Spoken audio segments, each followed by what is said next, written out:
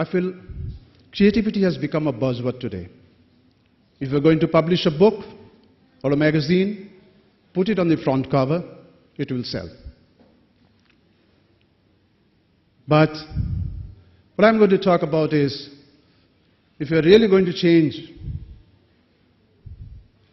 this nation's future, we need to deal with this topic much more mundanely, in a day-to-day routine basis. Is there a way out?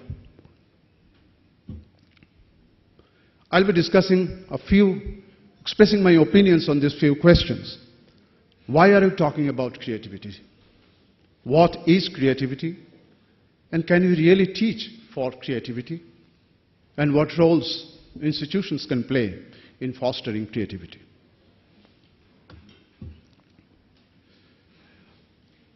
Why are you talking about creativity? Because I feel, my personal feeling is, not being creative would be so unnatural. Because we are here, along with the universe that you all belong to, is because of the creative urge of nature. And we, as humans, have chosen to find a fulfillment of our lives through creative pursuits, which all of you, I think, should agree that we do creativity every moment. And sometimes we do it beyond the dictates of the need of the hour or the physical demands for survival, just for pleasure, just to seek the way we are, the human quest for creating something. Moreover, being creative is always a very rewarding experience because it leads to self-realization, emotional and intellectual satisfaction. I think this does not need any elaboration. And creativity is the prime source of innovation, which in turn drives economic growth and social development. I think the House would agree with me on this. But now come to terms with the word creativity. What is actually creativity? I'll read out two quotes. The first one reads like this: when you ask creative people how they did something, they feel a little guilty because they did not really do it. They just saw something. It seemed obvious to them after a while. And who could have said this? Steve Jobs. Another, you see things and you say why, but I dream things that never were, and I say, why not? Bernard Shaw. Essentially, these two gentlemen are trying to point towards the same aspect of creativity, but because of their personal differences in personal context, they are worded differently. But essentially, creativity happens from somewhere in the mind's eye. But have anybody defined creativity? The European Union Advisory Committee for Cultural and Creative Education, they had attempted one, and that is, which I found an appropriate one. Imaginative activity fashioned so as to produce outcomes that are both original and of value. But as I said, there is another definition which I thought would describe my feeling about what creativity is, or what I personally understand about creativity. That is, creativity is a state of the free and fearless human mind when it sees more than what meets the eye and becomes manifest as a novel product, process, or idea in an intercourse with the appropriate knowledge and skill.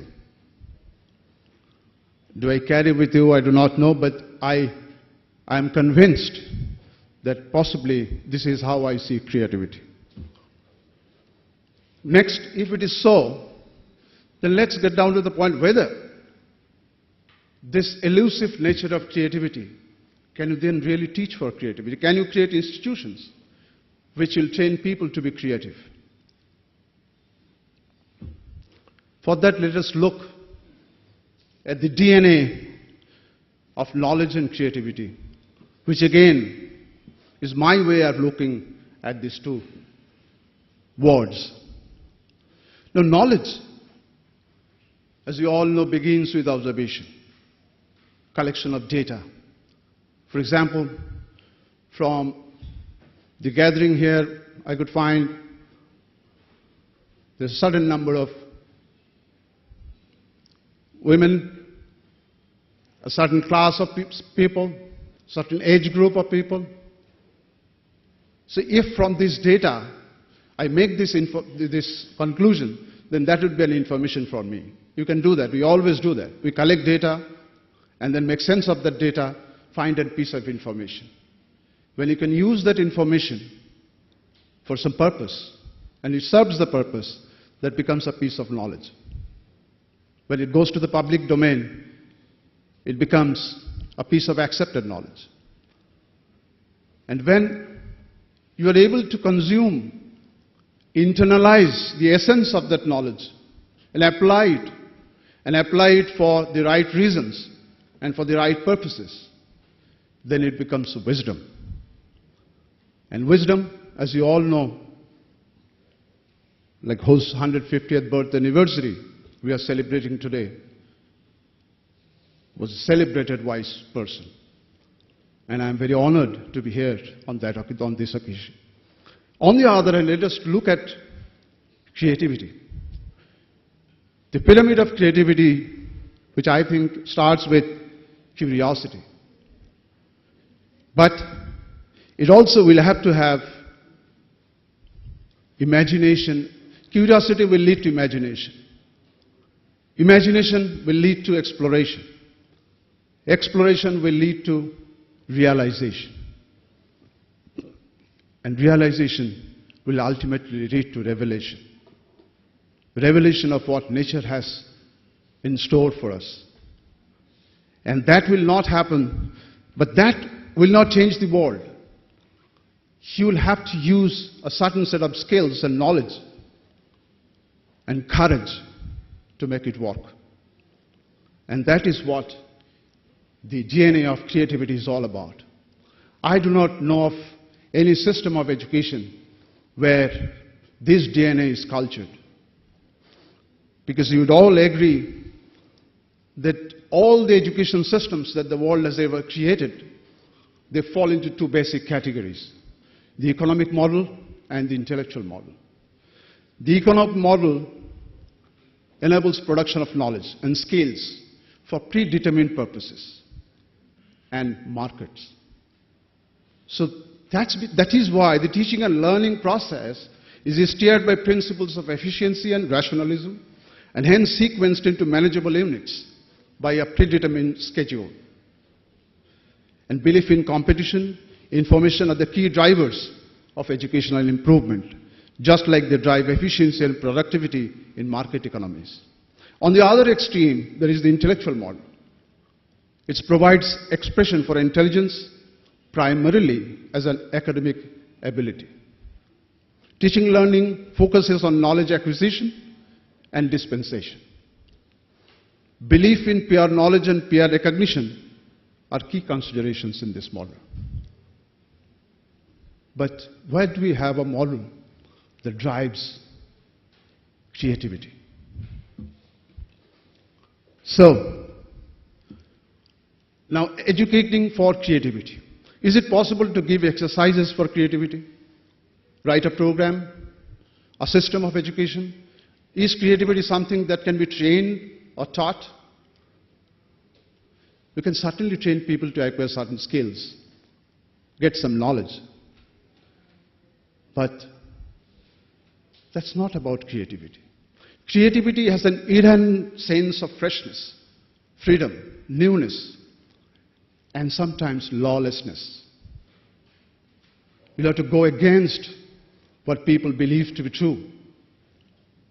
Creativity makes use of knowledge and skill, but that is not where its roots lie.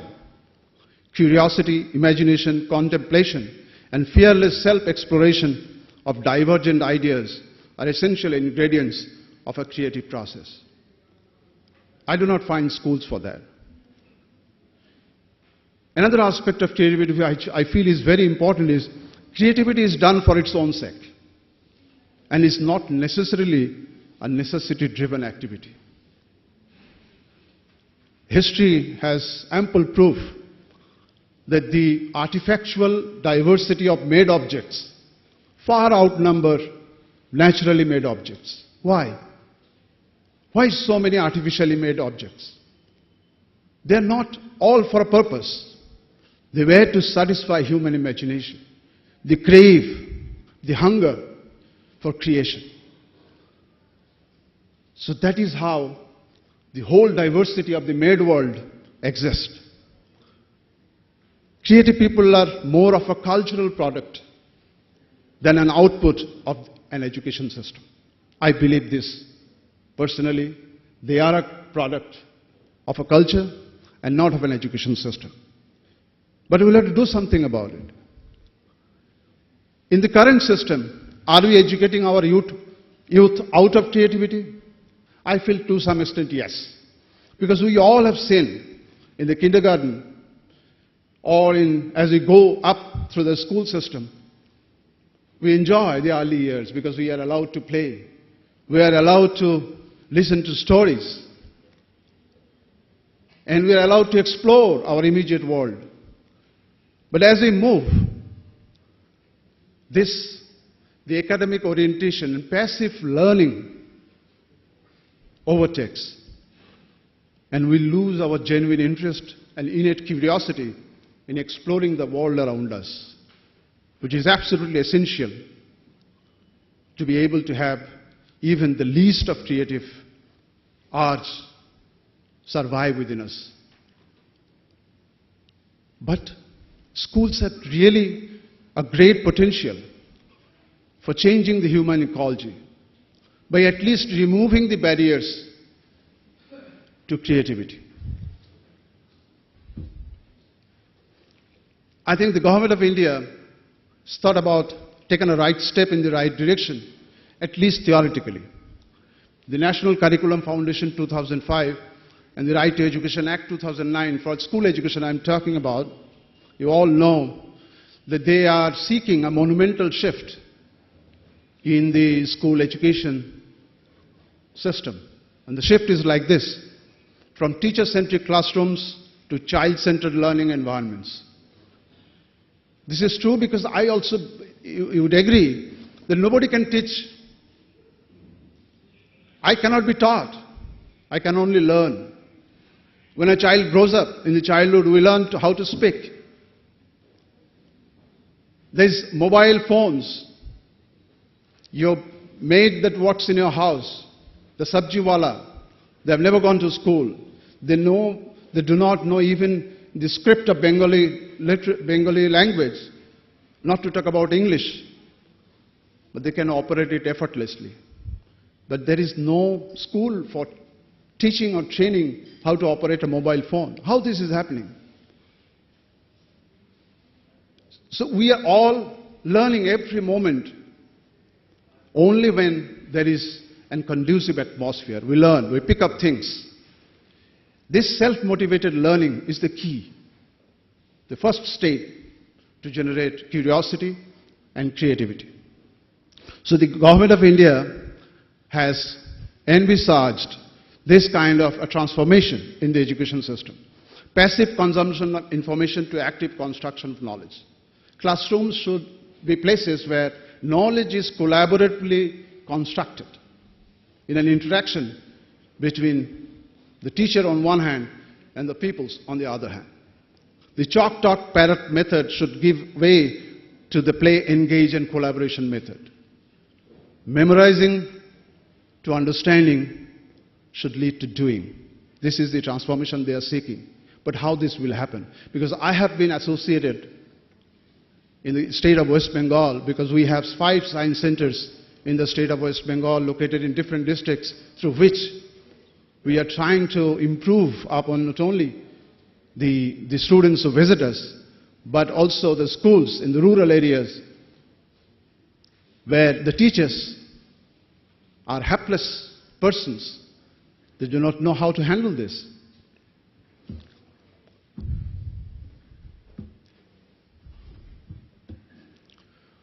Now let's talk about, so I believe that only by removing barriers to creativity, we can help creativity happen. So let's see what are the barriers.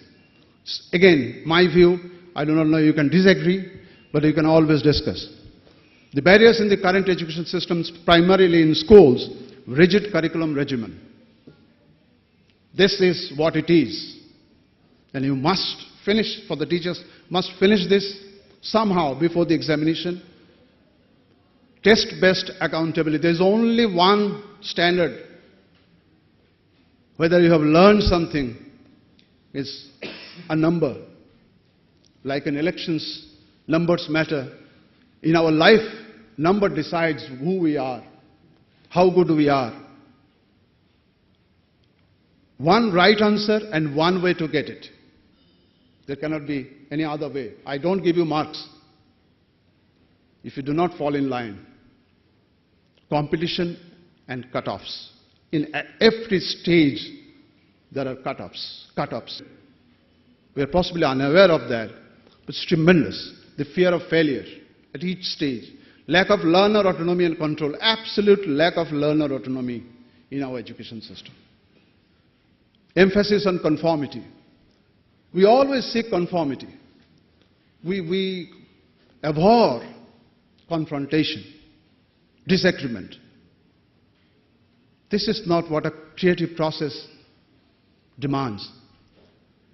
Decontextualized, unidirectional learning situations. The teacher never learns from the student. The student are supposed to learn from the teacher. And lack of established methods for recognizing and rewarding creativity. I know of certain students who have been writing creatively for their essays, given bad marks. Because we have not created a system, trained our teachers how to find out creative elements in a piece of writing, whether it is in literature, whether it is in a science subject, whether it is geography, or any subject. Now these are barriers, truly barriers. What are the enablers on the other hand? Ownership and control. If I do something, I'll talk about this a little bit, but ownership and control, collaboration as well as self-exploration, contextualization and application orientation of learning goals. I must know what this is going to lead to.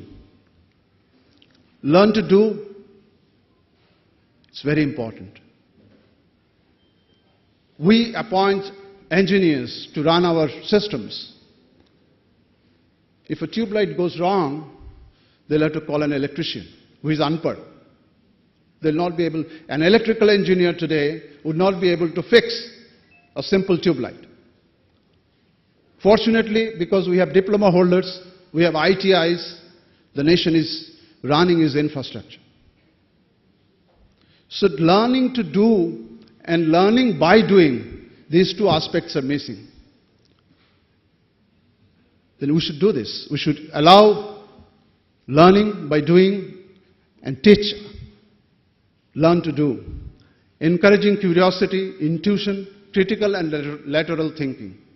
How you will do it, but you will have to keep this in mind that if you are trying to do something, this has to be taken care of. Supporting, recognizing and rewarding problem identification and problem solving skills. Identifying real life problems are big issues. We often choose problems that are non-issues. The real issues gets ignored. And then only you can try and solve it.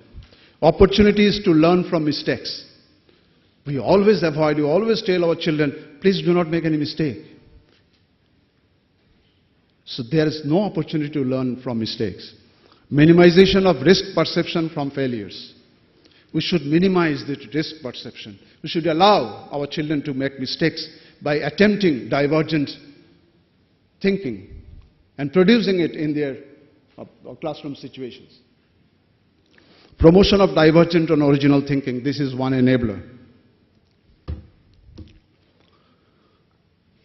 Now, if these are so, then what can institutions do? Institutions, first of all, should have the conviction to accept creativity as an essential ingredient and not an exceptional ingredient of the education system, education agenda. We must be convinced that creativity has to be there. Believe that children are naturally creative. Recognize and value their creative potential.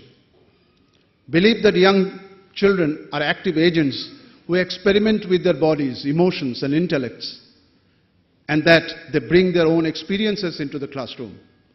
Allow them to engage and express fearlessly. Reorganize academic regimens to make room for failures as part of the institution's creative culture. Not all failures should be marked 0. Have a different grading system. Since creativity cannot be structured into a syllabus and class routines, admit extracurricular activities for performance evaluation and grading with appropriate weight. Today, there are schools, students excel in extracurricular activities, but not graded. There's no system how to grade this. There's no weightage given. So it's discouraged. Whosoever has the potential, we are killing that potential, systematically killing. And the most important thing I believe today is to invest highly in teachers' capacity building, especially primary teachers, secondary school teachers. The nation must invest profusely in this direction. I will show you, time permitting, the one that we have been training because of the NCF new curriculum change. We have been training school teachers from across different districts of West Bengal. So far we have trained 2,000 school teachers, which is a tiny fraction of the total number of teachers, and how to use technology for better classroom transactions, how to make the classroom lively where students can participate. I'm not talking about science because we have been dealing with science every day, but this one is in 6 days training. A lady teacher from Hooghly, we were never accustomed with this machine, did this piece. Just allow me, please. Is there a sound? Can you connect sound to this? বর্ষা সুন্দরী কবিতাটি নেওয়া হয়েছে 6 days training. The lady teacher who never touched computer developed this, gave voiceover, and Borsha Sundari poem she presented to the class as a moving image. You will see how she is explaining each aspect of that poem, bringing in context, bringing in emotion, and providing opportunities for interaction. And for teaching of languages, unless you get your class emotionally connected to what you teach, it keeps no meaning. They will have to weep when you want them to weep. I was very delighted to see that lady teacher in 6 days training who came first time. She said, "Sir, I do not know anything of computer." I said, "Don't worry. Then you should not have been here if you had known computer." It's not about computer. It's about your imagination. So possible. Despite all the constraints, things are possible, provided we set our energies in the right direction. And the non-formal education sector, which I represent, does possibly the closest thing to encouraging curiosity, creativity among young children. If some of you would come to any of the science centers that we have in our country, you will find places interesting. Because we provide free choice lifelong learning opportunities, self-motivated discovery-based approach, enjoyable engagement with full learner control, hands-on, minds-on, immersive experiences. We don't teach. We provide spaces for engagement and exploration, for allowing learning to happen. This is a children's section in our science center in museum. We forgot that the very tiny ones, preschoolers, they need a space. Those are the kids which will grow to be either imaginative people or dull people, routine people. Now you'll have to provide them space for where their imaginations can fly, can get encouraged. So this is a space where they can role play, play like a doctor, rearrange their own drawing rooms, their own bedrooms. Thank you, Chairman. I'll take another 5 minutes. Is it allowed? I'll quickly finish it up. Okay. So these are some of the images that I am carrying, which the non-formal sector engages. The subject of mathematics, one reason why there are the dropouts from science stream as they go from class 9 onwards, because of how mathematics is taught in our school system, disconnected from the real life world. So we thought that we should have sort of a visualization tool for mathematics. So this is how the students are enjoying. There are telltale differences, because I go to schools frequently, to districts, and also I engage them in our science centers. The same aspects of life, science, the principles of nature, they explore in their own way. This is a facility for blind children, how they explore their world. There's so many activities, field trips. See these kids in the science camps that they do in summer. You will have to just watch them, what they're doing and how they're building up an opinion, divergent thinking. But for want of time, I could have shown you something more. These are the primary school teachers who are doing things for making their classrooms lively when they go back. I think formal education system and the non-formal education sectors like science centers, planetariums, zoos, there needs to be a lot more collaboration to make a change happen in our education system. And about creativity, I would like to end by saying that we possibly can't make our children creative because they are already creative. Best we can do is to remove the barriers to their natural creativity and allow them to find an expression. Thank you. Thank you, ladies and gentlemen. Thank you very much. I would like to, on behalf of all of you, thank both speakers for enlightening us on this very important subject this afternoon. We are running behind schedule, and therefore we will have to skip the open house session. And I'm happy to announce that we are greatly honored to have with us a very eminent speaker, Dr. Prakash Sinha, whose name needs no introduction. If you have the schedule with you, you can read the little that has been written about him, and all of us know him too well, and I would not